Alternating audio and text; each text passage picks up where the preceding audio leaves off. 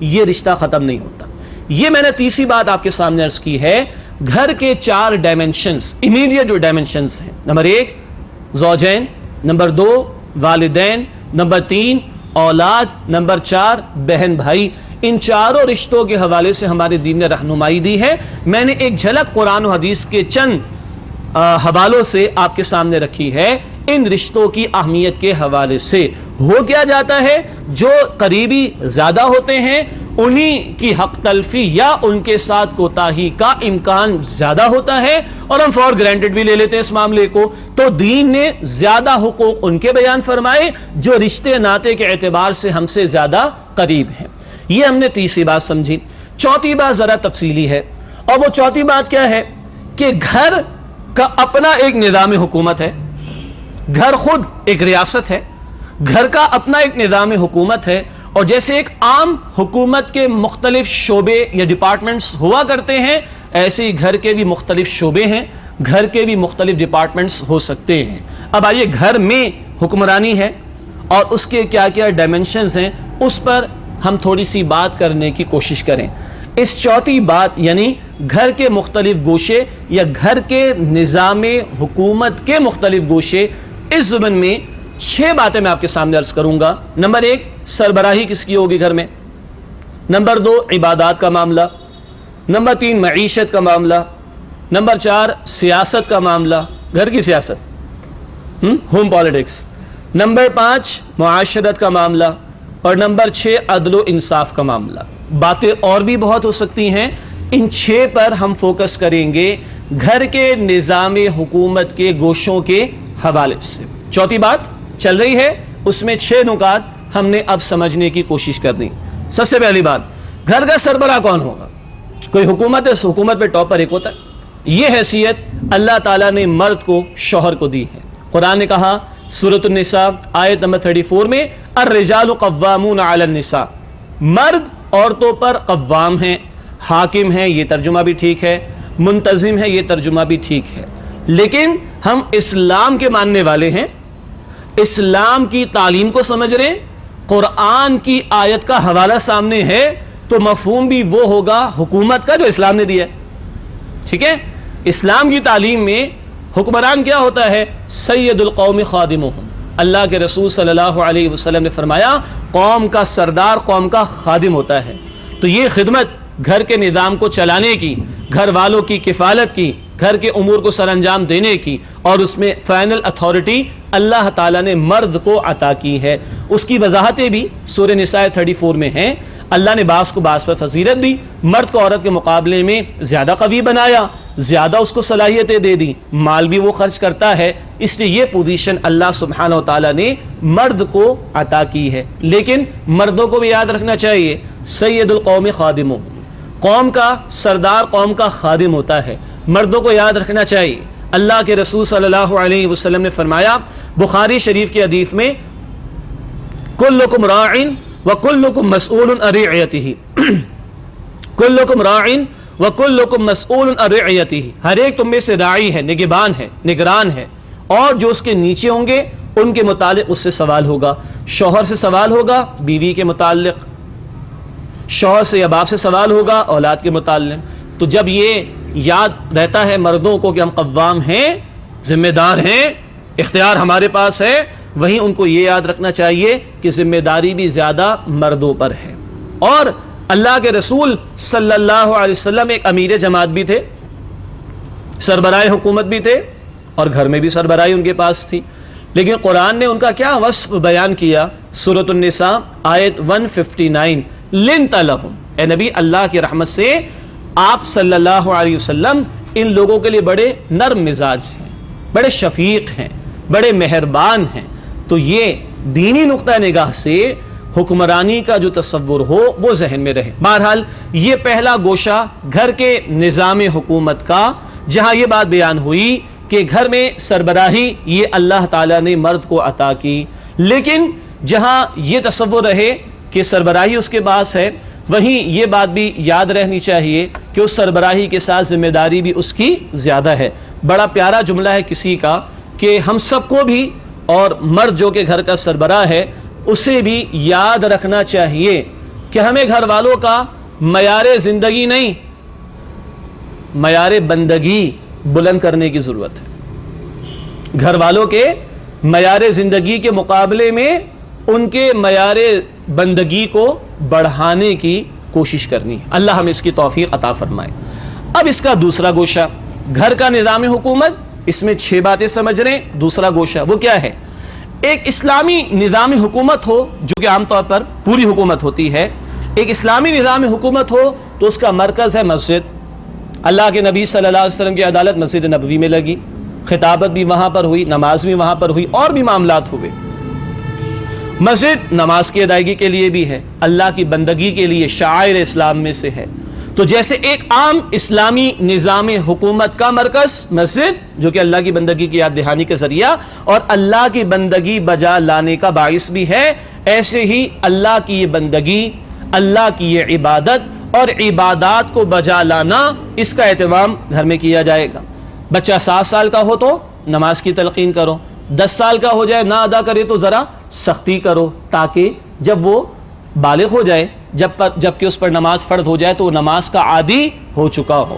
اگر 2-2.5 سال کے بچے کو مانٹسری میں زبردستی لے جا کر داخلہ دلایا جا سکتا ہے، نہ پیدا ہونے والے بچے کا پری برتھ ایڈمیشن اگر کرایا جا سکتا ہے کہ پڑھ لکھ کے ذرا کامیاب ہو جائے گا، تو اس سے زیادہ بڑھ کر اس کی آخرت کی فکر کرنا ضروری ہے. وَأْمُرْ أَهْلَكَ بِالصَّلَاةِ، اپنے گھر والوں کو نماز کا حکم دو. وَالصَّبِرْ عَلَيْهَا، خود بھی اس پر قائم رہو، یہ اللہ کا حکم ہے قرآن حکیم میں.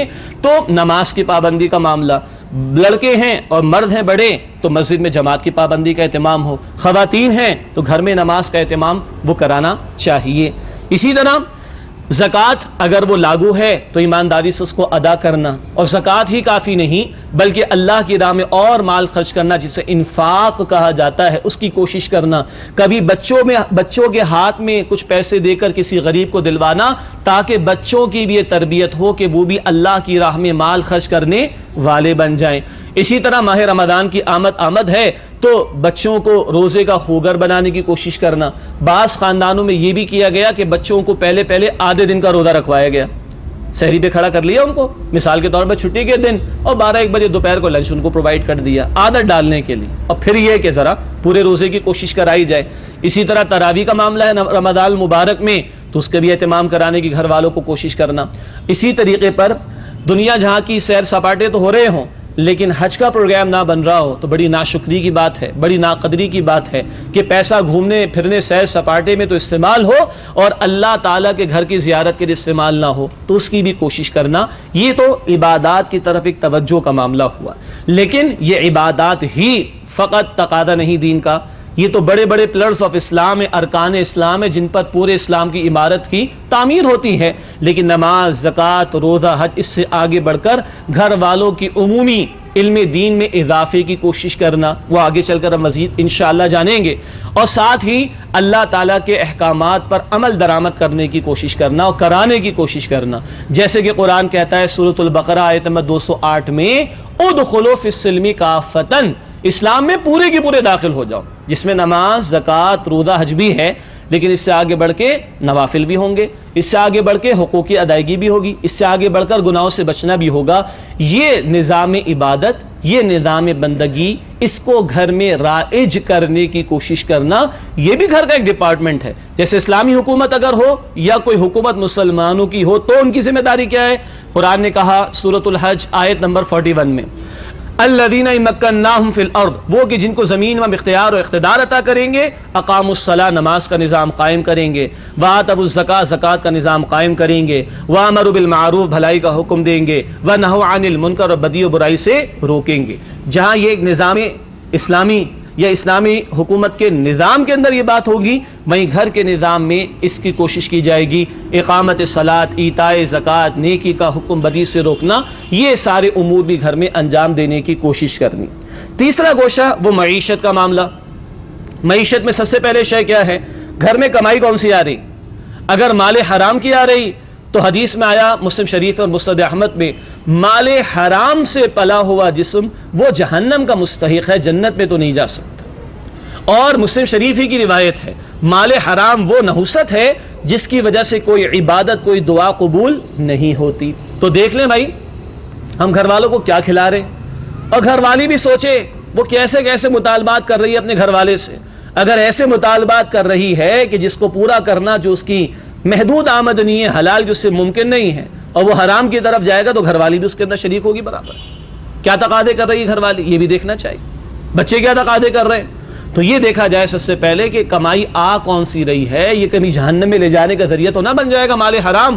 حرام جو ہے وہ جہنم کے انگارے جو خود انسان اپنے لیے تیار کر رہا ہوتا ہے. اسی طرح گھر میں جو کچھ کمایا جا رہا ہے وہ خرچ کیسے ہو رہا ہے، آیا وہ اسراف و تبذیر میں تو نہیں جا رہا. ضرورت کی چیز پر ضرورت سے زیادہ خرچ کرنا یہ اسراف ہوتا ہے، اور بلا ضرورت خرچ کرنا یہ تبذیر ہوتا ہے. قرآن نے کہا سورہ بنی اسرائیل آیت نمبر 27 میں، ان المبذرین کانوا اخوان الشیاطین، یہ بیجا بلا ضرورت مال خرچ کرنے والے شیاطین کے بھائی. یہ آگے چل کے تھوڑا اور تذکرہ آ جائے گا. فضول رسومات میں مال کو خرچ کرنا، فضول باتوں کے اندر اپنے پیسے کو لگانا. اب پورے چینلز جو ہے وہ کوکنگ کے چل رہے ہیں، تو گھر کے اندر سب سے بڑا جو منصوبہ وہ ہے یہ کھانا پکانا. بس کھانا پکانا کھانا اور کھانا پکانا اور کھانا، کھانا پکانا اور کھانا، اس کے سوا کوئی کام ہی نہیں. ہر دوسرے ہفتے جو ہے وہ نئی بوتیک پہ جا رہے ہیں اور نئے جو ہے جناب وہ ڈریسز آ رہے ہیں، یہ ہو رہا ہے وہ ہو رہا ہے. ہر 3-4 مہینے کے بعد موبائل فون جو ہے اس کا سیٹ چینج کیا جا رہا ہے. درا حال ہے کہ شہر کے اندر لوگ خودکشیاں کر رہے ہیں اور ہمیں اس سے فرصت نہیں ہو کہ ہر دوسرے ہفتے نیا لباس، ہر چوتھے مہینے جو ہے وہ نیا موبائل کا سیٹ، اور یہ اور وہ. کہاں پیسہ خرچ ہو رہا ہے؟ حدیث آتی ہے نا جامع ترمذی میں، جامع ترمذی کی حدیث میں اللہ کے رسول صلی اللہ علیہ وسلم نے فرمایا، بندے کے قدم قیامت کے دن اس کی جگہ سے نہیں ہٹ سکیں گے جب تک کہ وہ 5 سوالات کے جوابات پیش نہ کر دے. بتاؤ زندگی کہاں لگائی، بتاؤ جوانی کہاں کھپائی، بتاؤ مال کہاں سے کمایا، بتاؤ مال کہاں خرچ کیا، بتاؤ جو علم حاصل کیا اس پر کتنا عمل کیا. تو سوال یہ بھی ہوگا کہاں سے کمایا، سوال یہ بھی ہوگا کہاں خرچ کیا. پھر وہ میانہ روی کا رویہ جو دین میں مطلوب ہے، وہ اس کی مثال پہلے ماں باپ کو خود بننا ہوگی. اگر ماں باپ کو خود بننے اور سنورنے کا زیادہ شوق ہو، اور وہ سوشلائزیشن جو آج کل اب لائف کہلاتی ہے، تو ظاہری بات ہے اولاد بھی اسی ڈگر پہ جائے گی. اور ماں باپ اگر 10 ڈگری پر ہے تو اولاد 50 اور 100 ڈگری پر جائے گی. پھر کہاں سے پورا کریں گے اس کو؟ لامحالہ حرام کی طرف آدمی جاتا ہے اور اپنی اور گھر والوں کی زندگی اور آخرت کو برباد کرتا ہے. اسی طرح امانت اور دیانت کا رویہ، برابر والوں کے بچے کھیل رہے تھے، ان کی بال گھر میں آ گئی، ہمارے بچوں نے چھپا لی، ہم نے کہا چلو بچہ ہے چھپا لے. نہیں، آج وہ بال چھپا رہے، کل کسی کا بیگ چھپائے گا، پرسوں کسی کی گاڑی چھپا لے گا. نہیں، اسی وقت اس کو ٹوکنا کہ بیٹا یہ حرام ہے ہمارے لیے، یہ دوسرے کی شے استعمال نہیں کر سکتے، بلا ضرورت استعمال نہیں کر سکتے. ہمیں حق حاصل نہیں ہے کسی کی چیز کو غصب کرنے کا، اس پہ قبضہ کرنے کا. یہ چیزیں اب ابتدا ہی سے بچوں میں تو انکلکیٹ ہو، اور اگر بڑے ہو گئے تو ظاہری بات ہے قرآن و سنت کی تعلیمات سے بڑھ کر کوئی مؤثر شے ہمارے پاس نہیں، ان کی تعلیم و تربیت کا اہتمام کیا جائے. تو یہ چند اشارے معیشت کے حوالے سے ہم 14 نقطہ سمجھ رہے ہیں. گھر کا نظام حکومت، اس کے چند گوشوں کو سمجھ رہے ہیں، جس میں ہم نے سربراہی کس کی یہ سمجھا، عبادات کا انتظام اور نظام، معیشت کا نظام اس کو سمجھا. اب آئیے سیاست کو دیکھیں. یہ گھر میں بھی سیاست ہوگی؟ جی ہاں، سیاست پر سے اچھا لفظ ہے، عربی کا ہے. سیاست کا مطلب ہے انتظام. سیاست مدنیہ، شہر کی سیاست، شہر کا انتظام، یہ پچھلے اسلاف کی کتابوں میں آپ کو الفاظ ملیں گے. بہرحال پر سے اوریجنلی لفظ اچھا ہے، گھر کا انتظام. اب سوال کس بات کا آ رہا ہے؟ یہ تو طے کر چکے تھے کہ گھر میں انتظامی امور کے اعتبار سے سربراہی تو شوہر یعنی باپ کے پاس ہے، لیکن سب سے بڑا کون ہے؟ اللہ سبحانہ و تعالی. کسی بھی سیاسی نظام میں طے یہ ہوتا ہے کہ بڑا کون ہے، قانون کس کا چلے گا. تو یہ طے ہو کہ سب سے بڑا اللہ سبحانہ و تعالی، گھر میں حکم اس کا چلے گا، گھر میں نظام اللہ سبحانہ و تعالی کا چلے گا. اب یہاں پر آتا ہے شیطان. کبھی شوہر اور بیوی کو لڑانے کے لیے جیسے ہم نے سمجھا، کبھی بھائی اور بہن کو لڑانے کے لیے جیسے ہم نے سمجھا، کبھی جو ہے وہ ماں باپ اور اولاد کو آپس میں لڑانے کے لیے جیسے ہم نے سمجھا، کبھی ساس اور بہو کو لڑانے کے لیے، کبھی نند اور بھاوج کو لڑانے کے لیے. یہ ساری باتیں ہمارے سامنے رہتی ہیں. یہ شیطان کی طرف سے اکثر و بیشتر حملے جو لڑانا چاہتا ہے. اگر ایسے موقع پر اللہ کا خوف دل میں نہ ہو، چغلی کرنے کے موقع پر، ادھر کی بات ادھر لگانے کے موقع پر، جھوٹا الزام لگانے کے موقع پر، آپس میں لڑانے کے موقع پر، اگر اللہ کا خوف دل میں نہیں تو گھر کو تباہی سے کوئی بھی بچا نہیں سکتا. اسی طرح گھر میں کچھ بڑے ہوتے، باپ اولاد پر بڑا ہے، شوہر بیوی کے مقابلے میں بڑا ہے، بڑا بھائی چھوٹے بھائی اور بہن کے مقابلے میں بڑا ہے. ایسے موقع پر بڑوں کو اپنے بڑے پن کا ثبوت پیش کرنا چاہیے. سب سے بڑا کون ہے؟ اللہ. اور دیکھیے وہ کتنا بڑے پن کا ثبوت پیش کرتا ہے. ہر بات پہ نہیں پکڑتا ہمیں, ہر بات پہ روک ٹوک نہیں کرتا, گناہوں پر پکڑتا ہے نہیں, معاف کرتا رہتا ہے, موقع دیتا ہے سنبھلنے کا. تو بڑوں کو بڑے پن کا ثبوت پیش کرنا چاہیے. جیسے حدیث میں آیا, جو ہمارے چھوٹوں پر شفقت نہیں کرتا وہ ہم میں سے نہیں. اور چھوٹوں کو بھی بڑے پن کا ثبوت پیش کرنا چاہیے, چھوٹے پن کا نہیں. کیا مطلب؟ بڑوں کا ادب ہے اور احترام ہے. اللہ کے رسول صلی اللہ علیہ وسلم نے فرمایا, جو ہمارے بڑوں کا احترام نہیں کرتا وہ ہم میں سے نہیں. دونوں کے لیے کہا, جو چھوٹوں پر شفقت نہیں کرتا, بڑوں کا احترام نہیں کرتا, وہ ہم میں سے نہیں ہے. اسی طرح بچے جب زیادہ ہو جاتے ہیں تو ظاہری بات ہے کچھ بچے یا بچیاں بڑے ہوں گے, کچھ چھوٹے ہوں گے. تو اب ان کی وہ تربیت کے کسی بڑی بیٹی کو باقیوں کے اوپر ذمہ دار بنانا اور اس کو بڑے پن کا ثبوت پیش کرنے کی تربیت دینا, ان کے معاملات کو سنوارنے سنبھالنے کی تربیت دینا, اس کی بھی کوشش کی جائے گی تاکہ گھر کا نظام یہ صحیح طور پر چلتا رہے اور اس کے مختلف جو گوشے ہیں, ان کے جو مختلف فنکشنز ہیں, وہ صحیح طرح اپنا کام انجام دیتے رہیں. اگلا مرحلہ, وہ سب سے بڑا مشکل کام آج کل کے دور میں, وہ ہے معاشرت کا معاملہ. وہ کیا ہے؟ ہماری یہ جو بھی تہذیب ہے, اس پر بہرحال یہ بر صغیر والا معاملہ, اس پر بہرحال ہندوانہ تمدن کے بڑے اثرات ہیں. اور ایسی ایسی حرکتیں آج بھی ہمارے معاشرے میں ہوتی ہیں جو ہم نے اس ہندوانہ تہذیب سے لے لی. شادی بیاہ کا موقع ہے, جناب وہ بیٹی کا جو باپ ہے وہ بیٹی کے ولیمے میں نہیں آتا, کھانا نہیں کھاتا. یہ کچھ خاندانوں میں ہے. کیوں نہیں آتا بھائی؟ یہ ہمارے ایسا نہیں ہوتا, اور یہ تمہارے ایسا نہیں ہوتا, یہ ہندوؤں کے ایسا نہیں ہوتا ہے. بیٹی کا باپ اپنی بیٹی کا جب ولیمہ ہوتا ہے اس میں نہیں آتا. عجیب سی بات ہے. ایسی پتہ نہیں کیا کیا حرکتیں ہیں جو ہندوانہ تہذیب سے ہمیں مل گئیں. اسی طرح وہ جو دیور اور بھاوج والا معاملہ ہے, اس کو تو یہ ہندوانہ فلموں نے, ڈراموں میں ایسا پیش کر